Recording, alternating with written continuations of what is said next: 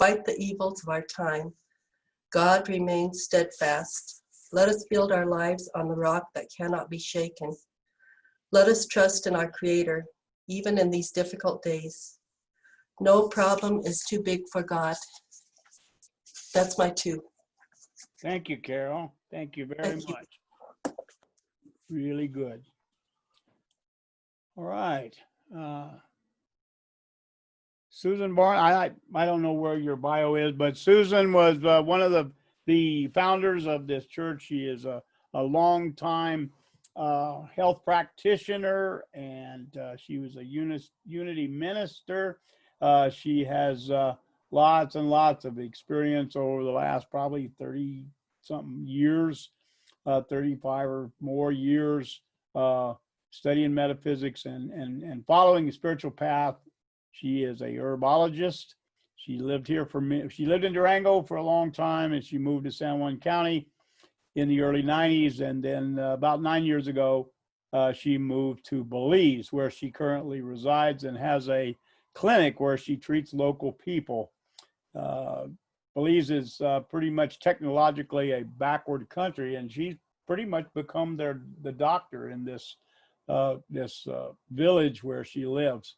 She's about the only medical, the closest hospital and other medical facilities are far away, and there's not very good transportation there. The roads are really poor, Susan tells me. So, but anyway, we are just happy for Susan to be here and to be able to share with us. So take it away, Susan. Welcome, Susan. Oh, okay. There, I think I'm unmuted, right? Yeah, you're right. Good. Okay. Well, it's wonderful to see everyone. And welcome to Belize, and this is my clinic. And I have joined the Wednesday night Course in Miracles group. So last Wednesday, or maybe 2 Wednesdays ago, we were talking about Rabbi Gershwin, who used to live in Cuba, New Mexico. And back in 92 or 93, he gave a talk at the fellowship when the fellowship was still in Aztec. And he really got me thinking, because he was talking about the serpent that supposedly beguiled Eve. And he had a totally different take on it. And so I thought I'd kind of like to share some of that with you, because it's been a day or two since anybody's heard that. So I'll start with a question, which is, do you know the original meaning of a heretic? It's one who had the knowledge to make a choice. The knowledge and a choice. So some of the information I'll be presenting today may seem a little heretical in nature, because most of us think of the snake as just that, as negative, evil, beguiling, all of those words. So I'd like to go into just who and what the serpent in Genesis really signifies, and what the tree of knowledge of good and evil, and also the tree of life, what they symbolize. So let's start with the name that we've given the serpent, which is Satan. Now, if you really look at that, in ancient Samaria, Satan, or Satan, simply meant administrator, and that was it. And just like the word heretical, their meanings have changed over the centuries. Well, you'd want to think, why were they changed? What was so different? And you have to look at how different people want to control us, and they control through fear and through negativity. So this is what the church did, is they changed the meaning of heretic, and they changed the meaning of Satan to something less positive. And I'm going to speak about it a little bit later, but have you ever wondered why the medical community uses the caduceus, which is the intertwined serpents, as their symbol? I mean, doesn't that seem a bit strange? So in Hebrew, the word to identify the serpent, who is portrayed as deceptive creature, trickster, who promotes as good what supposedly God forbade, and shows particular cunning in his deception. And then all of a sudden, Adam and Eve are cast out of the garden for their so-called sin. So I guess I'm going to be doing a lot of definitions today, because what is sin? So let's look at it from Course in Miracles' point of view. And it says, sin is insanity. It's the means by which the mind is driven mad and seeks to let illusions take the place of truth. Sin gave the body eyes, for what is there the sinless would behold? What need have they of sights or sounds or touch? What would they hear or reach to grasp? What would they sense at all? To sense is not to know. And the truth can be but filled with knowledge and with nothing else. So when we're talking about what can they sense, think of our five senses, the material world. And can they be deceived? Most definitely. Course goes on to say, the body is the instrument the mind made in its efforts to deceive itself. The body's purpose is to strive. Thank goodness this goal of striving can be changed. What it seeks for now is chosen by the aim of the mind, which has taken as a replacement for the goal of self-deception. Truth can be its aim as well as lies. These material senses then will seek instead for witnesses for what is the truth.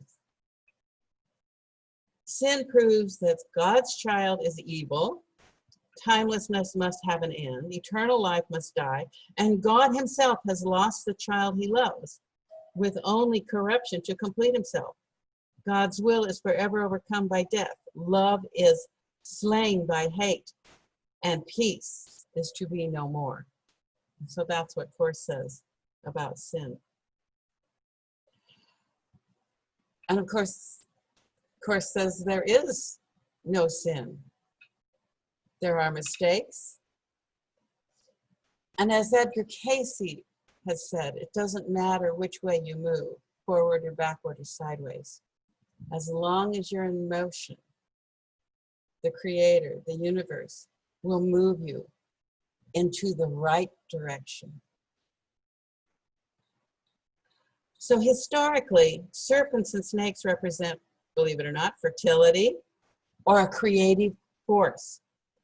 As snakes shed their skin through sloughing off, they are the symbols of rebirth, of transformation, of immortality, and also of healing.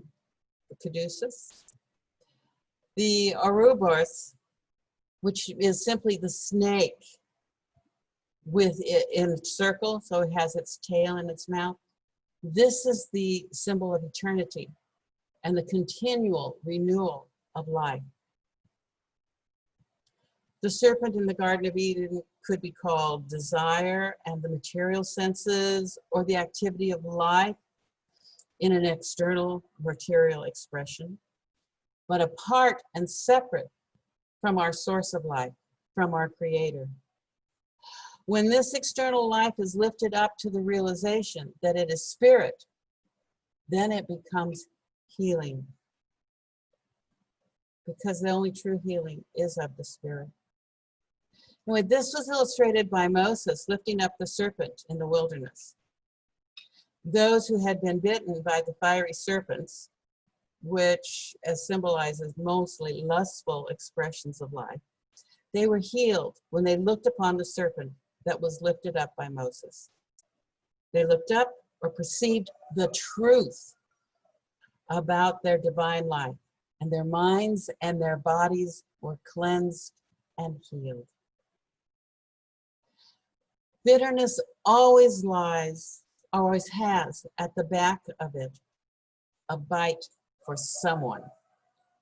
So when we rebel against life's conditions and we curse God, we set up fiery forces in our thoughts that react on our bodies like poison. For every 1 minute that we experience a negative emotion, such as hate or envy or greed, anything like that, it changes the chemistry in our body and it lowers our vibrational level. And as our vibrational level is lowered, so is our immune system. And this, just 1 minute, 1 minute can lower it for up to 6 hours. Why would you want to hang on to a negative emotion?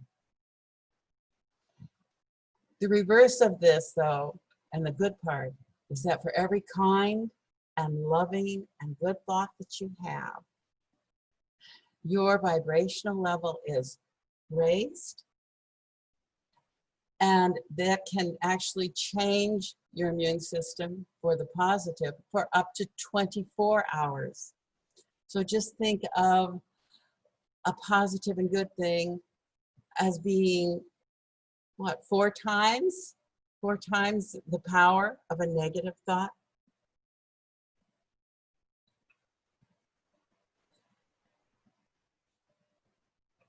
So God really does not send fiery serpents down upon us, but it's our rebellious thoughts. And they set up cross-current in our consciousness. And the burning and the biting seem to be, some people would say, oh, it's a divine visitation, or we deserve it, or whatever. But the original Hebrew does not imply that these were real serpents, but states that they were the seraphim. The seraphim are the burning ones.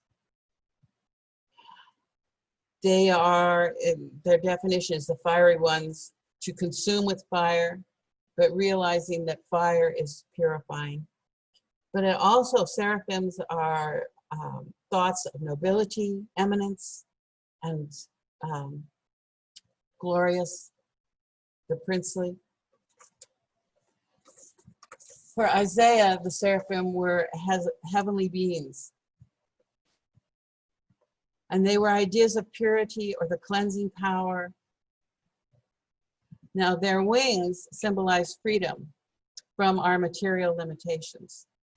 The fact that they had 6 wings indicates that the purification must go through the 6 avenues of consciousness in the body. Now, these 6 avenues we could call the chakras. And those who are spiritually quickened have a partial development of intuition in addition to their 5 material senses. So that would be a 6th sense.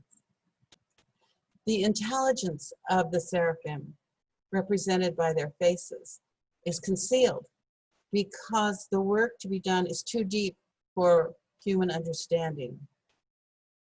The fact that the seraphim can fly indicates the divine action. So let's go back to this serpent. That is a form of elemental life. So the Oriental symbol, as we talked about before, for eternal life is the Ouroboros. And that's when this elemental form is lifted up, as Moses lifted it up in the desert. It adds glory and radiance to our whole being. The brass serpent that Moses put there where all could see it and they could be healed represents the elevation of our 5 senses to a higher level of consciousness. Moses prayed for the people, and there was a complete change of thought among them. And they had a concentration on the one life. They were looking at that eternal life when they raised their eyes. When we turn our attention within and concentrate all our thoughts of life on our divine life as made manifest through the Christ consciousness, a harmonizing and uplifting process sets in throughout the whole body. The life force is no longer dissipated in the five senses, but is conserved and concentrated at our various nerve centers.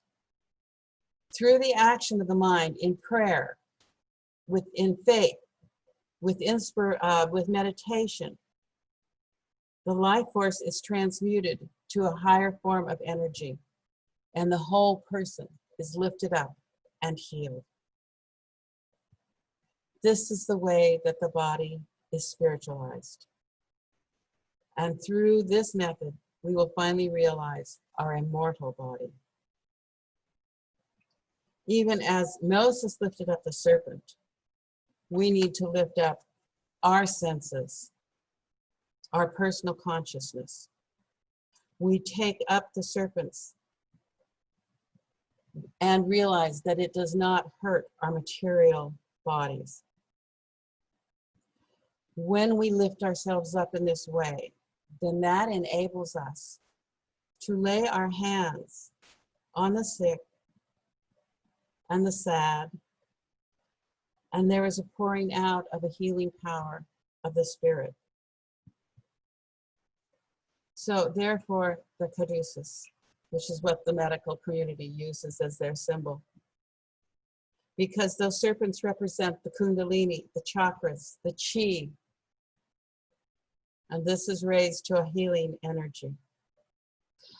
And I don't know if you're aware of it, but in ancient days, the healer, when you were ill, you would go to the priest,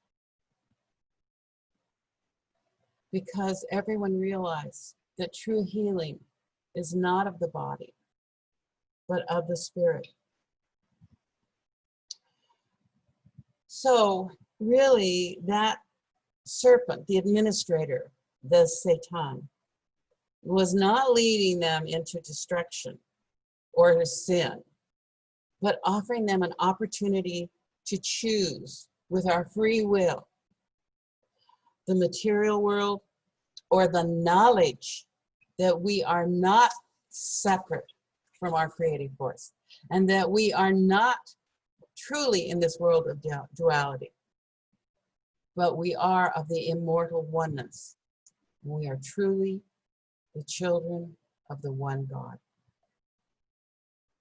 So now on to the tree, or I should say trees, because there are two, the tree of knowledge of good and evil and the tree of life. So trees represent, because of all the branches, the leaves, nerves, they represent the nerves that go throughout the body, also of unity, because they connect, and they connect through the spinal column. So the tree of life that's mentioned in the book of Genesis is distinct from the tree of knowledge of good and evil. So after Adam and Eve disobeyed God by eating fruit from the tree of knowledge of good and evil, they were driven out of the Garden of Eden. However, remaining in the garden was the tree of life. Supposedly they were driven out so that they would not eat of the tree of life. And God placed the cherubim with a flaming sword at the east of, in the east of the garden. But in the book of Enoch, which is a non-canonical book, states that in the time of the great judgment, God will give all those whose names are in the book of life the fruit to eat from the tree of life. And I would say that each and every one of us has our names, our true names, in that book of life. So the trees that we read of, it's said that God made these trees that are pleasant to the sight and good for food. And the two trees were the tree of life and also the tree of knowledge of good and evil. But that these trees actually signify the connecting link between earth and heaven, between the body and the mind, between the formed and the formless. So every tree pertains to the perceptive faculty of our mind.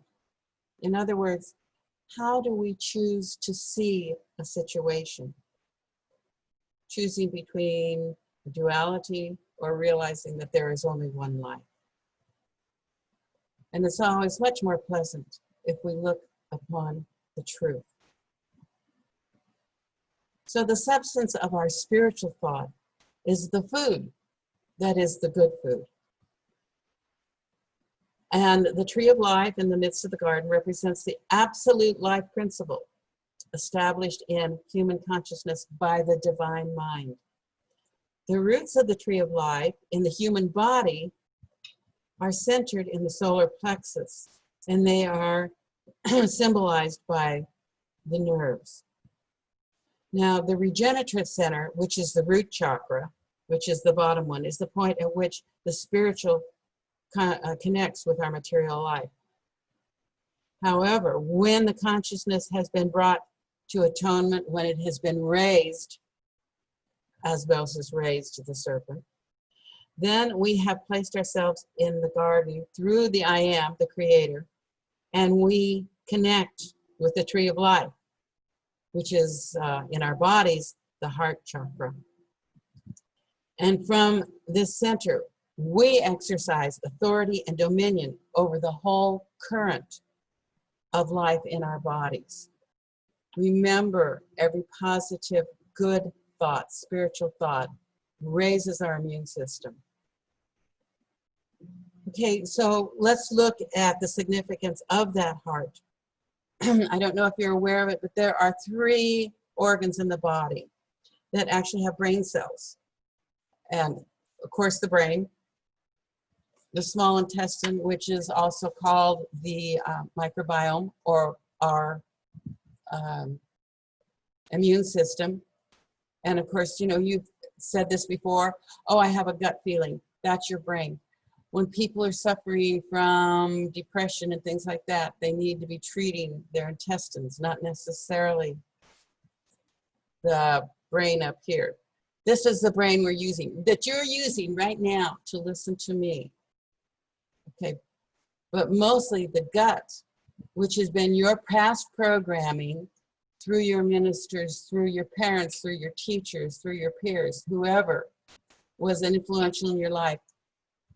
This really is what governs 95% of your life. Now,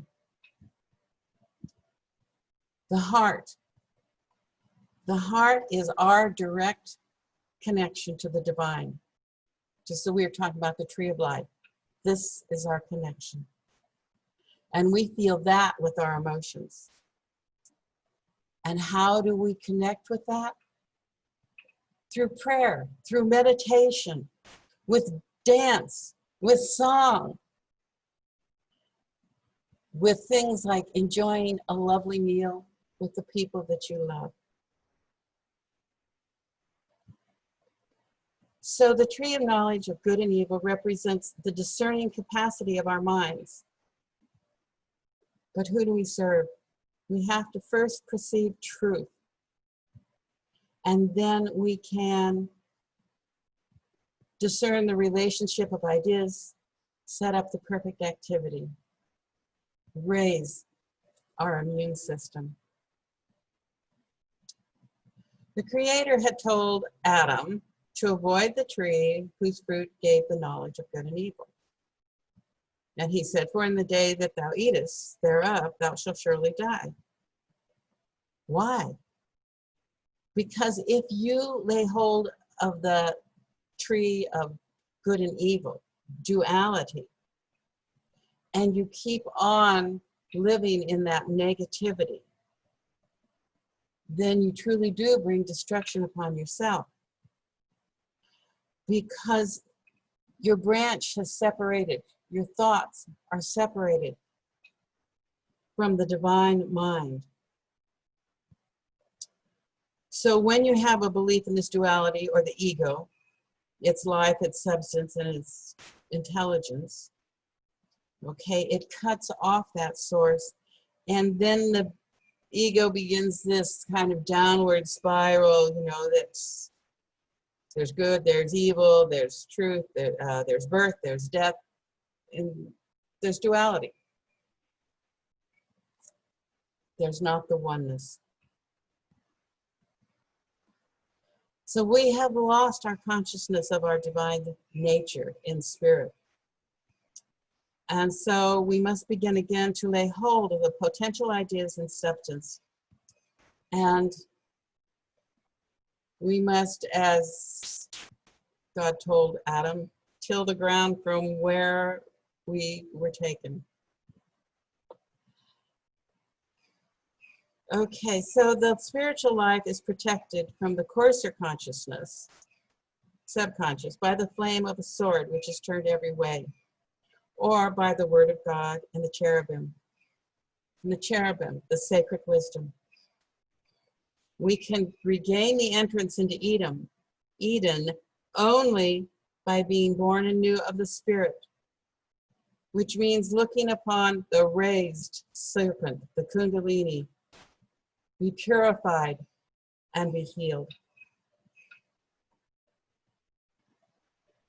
The tree of life is the inherent life of the body. The spinal column represents the tree, the nerves, I said, as the branches and the leaves. And the tree of life, every month, is transmuted. In our own bodies, we are regenerated. Almost every year, every cell in our body is regenerated. How are we going to regenerate it?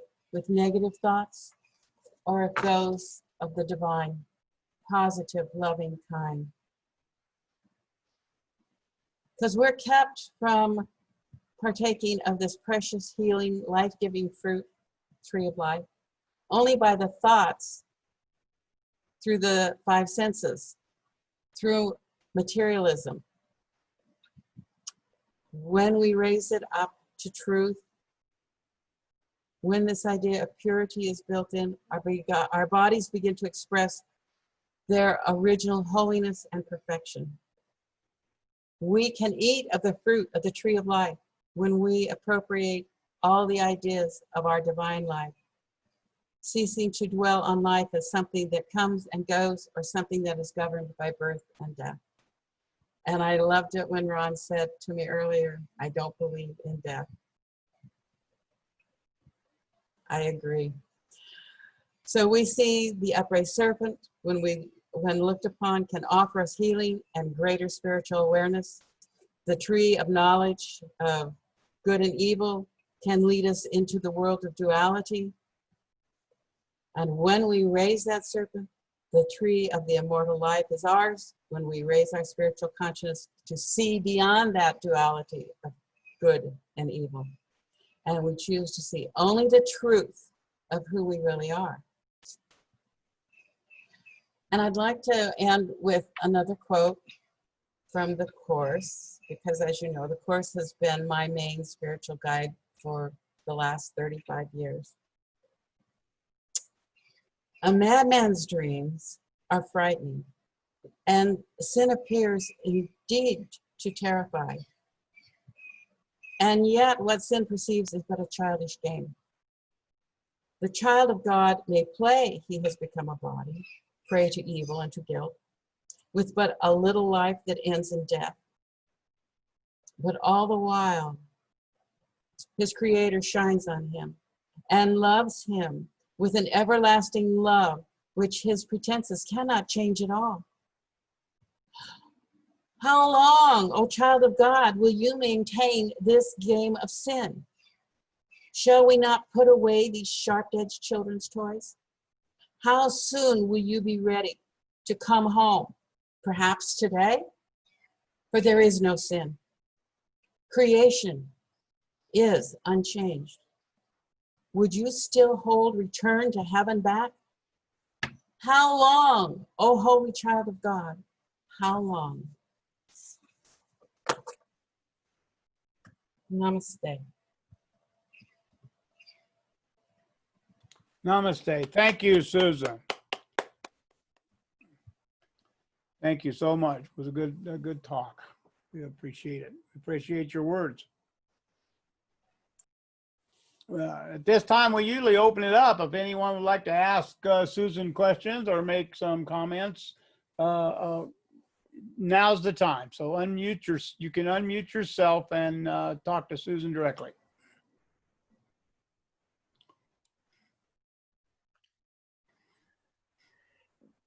Hi, Jerry here.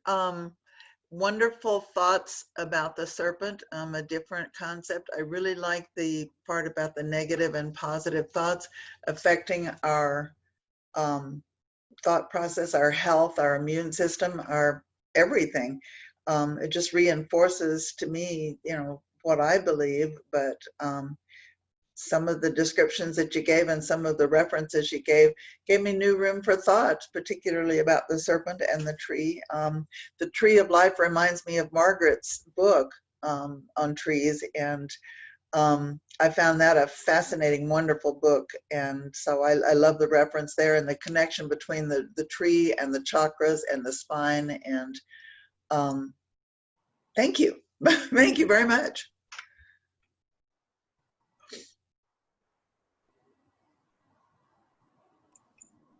Well, did I get, yeah, okay. I was hoping that we would have a different way of looking at things, not just the serpent, but on all things that we consider good and evil, because that is duality. And sometimes the things that we think are negative may not necessarily be that way. So I would just like to throw out a different paradigm for people to think about and maybe view lots of things differently than what they first did. And I guess one of them too is this way that here I am in Belize and I have been cut off, separate from the fellowship for so long. And you all have given me an opportunity to come back and to share, which I really appreciate. And I just love being part of the course group again, because that's really what keeps me going. And it keeps me centered on all of those positive things that I need to see. And then, of course, Jerry always makes me see things differently anyway, because she says, Susan. And you know I love you for that. I know, and I love you for it. Well, thank you, Susan. Does anybody else have anything? If not, we will proceed. Okay, Hoyle, you have another song for us?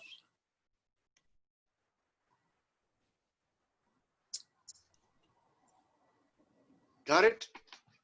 Yeah. Is that right? Hey, you're getting good at this. Okay. I have something to say to Susan. Just last night, I was reading the current issue of the New Yorker magazine. And for the first time in years that I remember, this wonderful Afro-Caribbean writer named Jamaica Kincaid had an essay in, and she writes about gardens, and she writes memories of her childhood growing up in the Caribbean, memories of her mother, memories of how her mother treated her when the little girl was sick. And she says she was a sickly little girl. And she talks about herbal remedies that her mother used, and also about when her mother knew to take her to the hospital. And all of this leads into an essay about the Garden of Eden and about the tree of knowledge and the tree of life. And they're just gorgeous metaphors, gorgeous thoughts that flow from this really interesting writer. So I will send the link. I have a new instrument. Can we see it? Yes, there we go. This is called a requinto. It's a little bit smaller than a guitar and tuned up higher than a guitar. And this one was made in 1978 by the shop of Pimentel and Sons, a very world-renowned guitar building family from Albuquerque. And so I lucked into this lovely old guitar. You see, you're supposed to play leads on it. Now, let's see if I can get up some of the nerve to play this.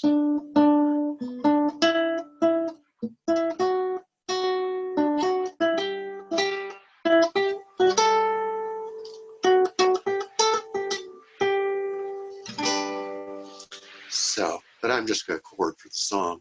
We're going to do Somos el Barco. Remember, the English words are, we are the boat, we are the sea. I sail in you, you sail in me. And the Spanish words are, Somos el barco, somos el mar.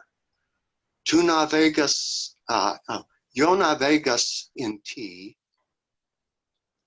Yo navego en ti. Sorry about that.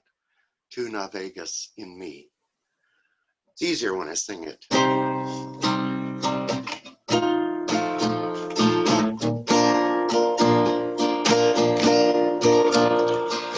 La la la la la la la la la la la la la la la la la la la la.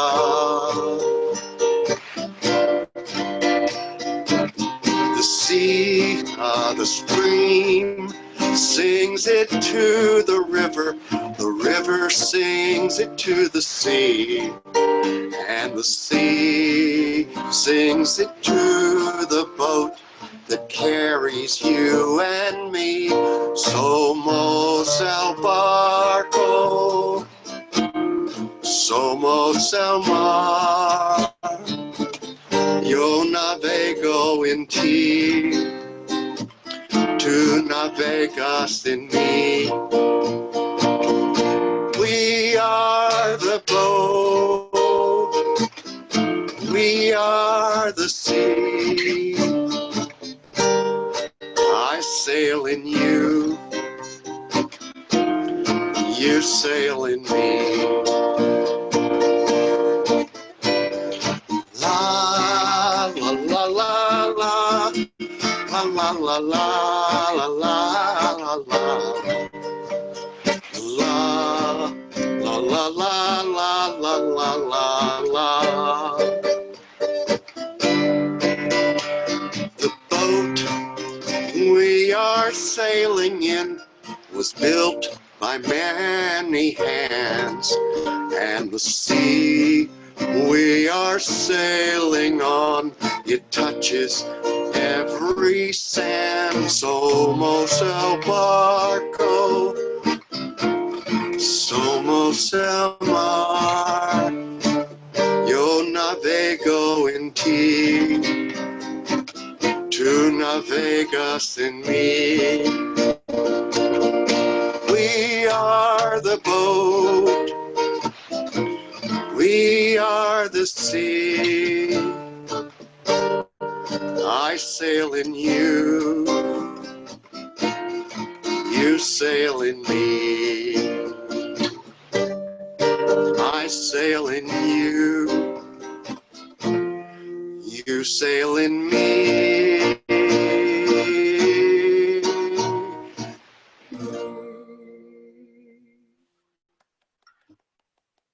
All right. Thank you, Hoyle. Thank you so much. All right. We're going to be having a board meeting right after this meeting. and to discuss the business of the congregation and to come up with some sort of a plan to move forward. So if you have anything, or you just want to come and listen, or you want to come and share something, you are certainly welcome. You have something else, Hoyle? What's that? Were you going to sing another song? I have one. I have two more. Oh, well, it's, okay, well, it's up to you how it yeah, works. go ahead. Let's have another song. We're certainly not averse to more music, so go ahead and do it. Okay. Okay. Well, everyone knows this. I hope you know it by heart. I've known it for a long, long time. I was realizing this song written by Malvina Reynolds, and I met Malvina 50 years ago this summer. And I was in Philadelphia. What was I, 21 years old? A friend said, Malvina's coming to town and I've got something else to do or I have to be out of town. So here's my car. I want you to be her driver. And so I got to drive her out to do a concert in a big outdoor theater where the other singer on the bill, also a gray-haired lady, was Mother Maybelle Carter. And so I got to hang out in the dressing room with two old legends of folk music.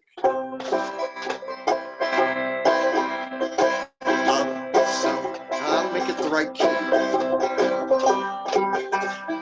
Love is something if you give it away, give it away, give it away. Love is something if you give it away, you end up having more. It's just like a magic penny. Hold it tight and you won't have any. Lend it, spend it, and you'll have so many. They'll roll all over the floor. For love is something if you give it away, give it away, give it away. Love is something if you give it away, you end up having more. Money's dandy and we like to use it, but love is better. If you don't refuse it, it's a treasure and you'll never lose it unless you lock up your door. For love is something if you give it away, give it away, give it away. Love is something if you give it away, you end up having more. So let's go dance until the break of day. And if there's a piper, we can pay. Love is something if you give it away, you end up having more. You end up having more. You end up having more. There you go. Thank you, Hoyle. My vision is to have Hoyle one week and Fred the next, and you guys just rotate one unless there's something that you have to be away for. But are you adverse to that? It may be a little more often than I'm ready to do it. Okay. All right. Yeah, we'll talk about it. Contact you, and we'll get together and come up with a plan. We some weeks we've not had any music, but when Fred wasn't around, but we have certainly enjoyed your music today. We thank you again. Okay, does anyone have any announcements that they'd like to share at this time? Ron, I would just like to say that thank you all for this, are sending your tithes into the post to the mailbox. We do not have a P.O. box anymore. It is the physical address 2009 East 13th, Farmington 87401. But thank you all for supporting fellowship even while we're not there, because eventually we will be back in our lovely building, and everything continues on, utilities, insurance, all of those important things. So thank you all for your tithes. We really appreciate it. We have lowered our our utilities to the very bare minimum that we can get by, but we still have expenses even though we're not in the building. So, and also we need to, you know, the more that we have in our war chest, the more options that we have going forward. So it's good to share. It gives us all an opportunity to contribute monetarily to our effort also. So, so don't feel shy. Just go ahead and send it, but do send it to the physical address. Okay. Anything else? Okay. Father, Mother God, we thank you for this opportunity to come together and to share in love our connections to brave the world together, and so that it is not such a scary place. We thank you for giving us our courage, for giving us our vision and our light. We ask that you would protect each and every one of us and all of the families represented here and all of those people that are in danger these days from the fires and the wars and all of the things going on across the world. I'd ask that you would protect and keep them safe. We ask that in the name of the Christ consciousness. Amen. All right.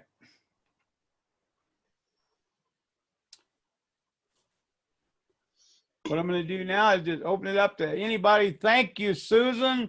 Thank you, Hoyle. Thank you, Carol. Thank you, Jenny. Everyone who shared today, we thank you. Thank you so much. This is not about me. It's about us. This is a we thing. And so we're really glad to be here. Thank you very much. But I'm going to stop the recording now.